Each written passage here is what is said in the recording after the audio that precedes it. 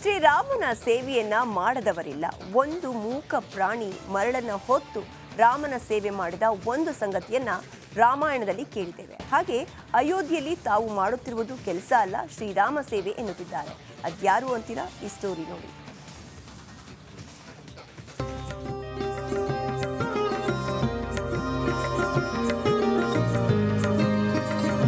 ಶ್ರೀರಾಮ ಕೋಟ್ಯಾಂತರ ಜನರ ಉಸಿರು, ಭಕ್ತಿ, ಭಾವ. ರಾಮನಾಮ ಸ್ಮರಣೆಯೇ ಒಂದು ಅದ್ಭುತ ಎನ್ನುವ ಮಾತಿದೆ. ಅಂತಹದ್ರಲ್ಲಿ ರಾಮನ ಸೇವೆಯಲ್ಲಿ ಭಾಗಿಯಾದ್ರೆ ಹೇಗೆ ಅನ್ಸ್ಬಹುದು ಅಲ್ವಾ? ಹೀಗೆ ರಾಮ ಸೇವೆಯಲ್ಲಿ ಭಾಗಿಯಾದವರು ಇದೊಂದು ನಮ್ಮ ಪುಣ್ಯ ಕೆಲಸ ಅಂತಿದ್ದಾರೆ.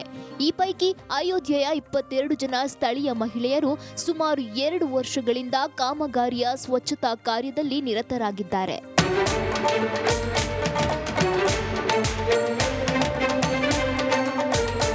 ವಿಗ್ರಹ ಕೆತ್ತನೆ ಮಾಡಿದ ಕಲ್ಲನ್ನ ಬಾಚುವ ಕೆಲಸ ಮಾಡ್ತಿದ್ದಾರೆ.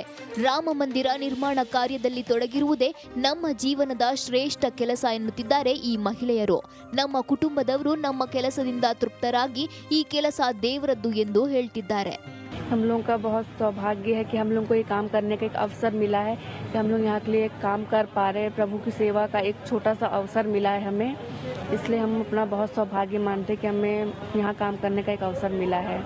ಜನವರಿ 22ರಂದು ಭಗವಾನ್ ರಾಮಲಲ್ಲಾ ದೇಗುಲವನ್ನ ಪ್ರಧಾನಿ ಮೋದಿ ಉದ್ಘಾಟಿಸಲಿದ್ದಾರೆ. ನಾವು ತುಂಬಾ ಅದೃಷ್ಟವಂತರು.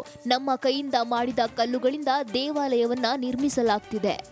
बहुत बहुत हम लोगों को तो बहुत खुशी हो रही है. कितने लोग आएंगे, कितने बाहर से आएंगे, कितनी दूर दूर के आएंगे, सबको खुशी हो रही है. और हम लोग तो इसमें सौभाग्यशाली हम लोग अपने आप को मानते ही हैं, क्योंकि भगवान की सेवा में तो हम लोग लगे हैं. और फिर जो आ जाए प्राण प्रतिष्ठा में तो उनका भी सौभाग्य है. हम लोग सोच रहे हैं कि हम लोग भी जाने के लिए मिल जाए, उनका दर्शन करने के लिए. ಕೇಳಿದ್ರಲ್ಲ, ಶ್ರೀರಾಮ ಮಂದಿರ ಸೇವೆ ಮಾಡುವುದೇ ನಮ್ಮ ಜೀವಮಾನ ಶ್ರೇಷ್ಠ ಕೆಲಸ ಎಂತಿದ್ದಾರೆ. ಹೀಗೆ ಲಕ್ಷಾಂತರ ಮಂದಿ ಶ್ರೀರಾಮನ ಸೇವೆಯಲ್ಲಿ ತೊಡಗಿದ್ದಾರೆ.